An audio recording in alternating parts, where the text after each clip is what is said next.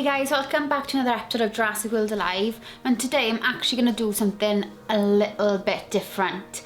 Now, I've had tons of requests asking me to do a beginner's guide. I am not a beginner anymore. I haven't been a beginner for like a year, but what I'll do is I'll just give you maybe a couple of hints and tips and just show you around the app. So if this is your first time like using the app, you will literally have a bit of an idea. Even if you haven't downloaded it yet, at least you can watch this video and have an idea of what's going on. So I do apologise, I will be looking down at the phone and back up to the camera. But obviously if I'm doing this live, I've got to show you like as it goes. So basically there are some simple components to the app. If you look at the bottom of the screen, you've got 5 little tabs. If you click on the first tab to the left, this is where all of the coin and resources are. Basically, this is the area you come to if you look at the incubators, there's offers on. Different offers are for different levels, different times of the year. For example, there was Christmas offer, Halloween offer, and you can use the resources in the game to get these offers. 9 times out of 10, they are not actually worth it. But if you, sometimes they are. Sometimes they are. Chat to your friends, go online, go on the Facebook groups and see if they're actually worth it. I think I got the Halloween one. I thought that was worth it. Sometimes they put really good offers on. So if you scroll down a little bit, you can see that this is where you can buy the in-game currency. This is not free. This is like real money, like Apple Store money. And to be honest, again, I don't think it's worth it unless there's an offer on. If you scroll down one more time, you get to the coins and the darts. So again, you can use the in-game currency, so the Dino cash, to buy the coin or the dart, which is another type of resource in the game. There's mainly 3 resources plus dinosaur DNA. And at the bottom is a new feature called Ascent. If you've played Pokemon Go, you probably remember the lures that you put on a Pokestop. Very similar, but it only works for you. And you can have different strengths, durations, and obviously the grey one is the most common, the blue is the rare, and the gold one is the epic one. So if you flip back onto the second tab, this is where all your dinosaurs are kept. I'm level 15. If you look at the top of the left screen, I'm level 15. Like, you start off at level 1, basically. And your top 8 dinosaurs are in the section called My Team. So this is my team. This can change. To modify them, click modify, click the dinosaur out and click it back in, and then click done. Then you can change the dinosaurs around. Let me just put that back so I don't forget. And if you can see, it says my collection, 114 out of 134. That means I have 114 dinosaurs out of the 134. Kind of like Pokemon, collect them all. So if you scroll down to the bottom, it'll show you the dinosaurs I haven't collected.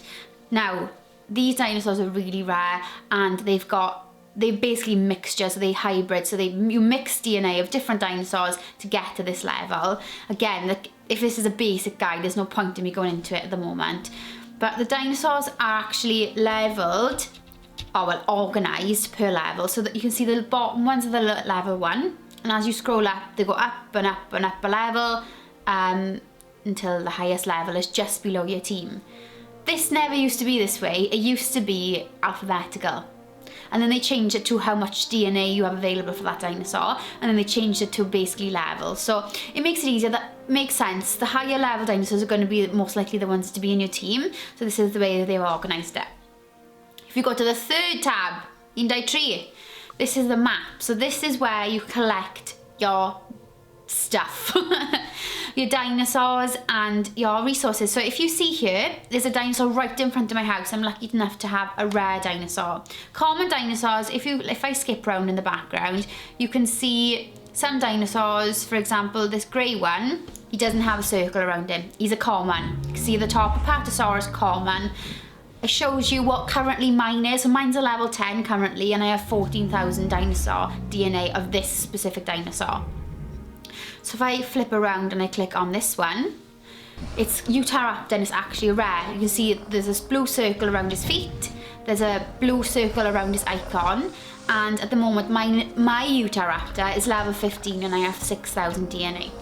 So this is where I'll go on to, like, I may as well do it now. This is how you collect the DNA, okay? So you see at the top left screen there's a dart icon, 110 of 140 at the moment I've got.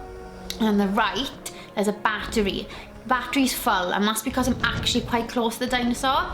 If you look under his feet, this is 59 meters. You have a certain range. If they're over that range, you can't even attempt to dart them. But because it's 59 meters away, it's quite close. So that means I have basically like a longer time to dart them, basically. So if I click launch, this is when it takes you onto your drone screen, and this is where you start to dart. So the center of the circle is that target is where you collect most DNA. So what I'm going to do now is I'm going to attempt to dart on camera. You hit the center of the target, you get the most DNA. So far I've had two, there we are. So I've had a 10, a 10, a 6. So basically the further away I get from the center of the circle, the less DNA I get. If you get a bullseye, I get 21. But this does depend on your level as well. So if you're just starting out and you're thinking, why aren't I getting 21 DNA per shot? It's basically because you're only a low level. The higher level you go, they actually allow you to collect more dinosaur DNA per dart. Is everyone with me? Oh Christ. Oh, my battery's low. I gotta hurry up. So that's the DNA that I've collected now. So that goes just automatically into the dinosaur. If you click onto here, this is where you do online battles. You click the green button to battle, and the number is how many cups I have. The number of cups determines what arena you're in. This is my current arena, and these are the prizes that you win from the arena. So if I go back onto there, oh, wrong one, onto the battle, there's 4 slots available underneath. Every time you win a battle, you get an incubator. You get a 15-minute, a 3-hour, an 8-hour, or if you're lucky, a rare or an epic incubator. These have times. So if you incubate a 3-hour, it takes 3 hours to hatch, basically like an egg. But if you want to speed it up, that's where the dino bucks come in. You can speed up incubators that way. If we go onto the final tab, this is where you can add people to battle. Onto the friends tab, you can add people to, well, this is just friends basically. People who are online are at the top, and if you scroll down, these are all the people that are on my friends list, and you can actually friendly battle with them. You can click on them, view their profile, and see what dinosaurs they have and what level. So this guy on mine is level 20, which is the top level, and he's rank 56 in the world. And there's dinosaurs. So I am categorically not going to ask him for a friendly battle. So if you're a low level, don't be scared to friendly battle with people. When you do, every single dinosaur is kept at level 26. So yeah, level 26. So you all have a fair advantage. But anyway, I flip onto the Alliance tab. Alliances are a new thing. Basically, it's a group of people where you can trade DNA, kind of like the Trade Harbor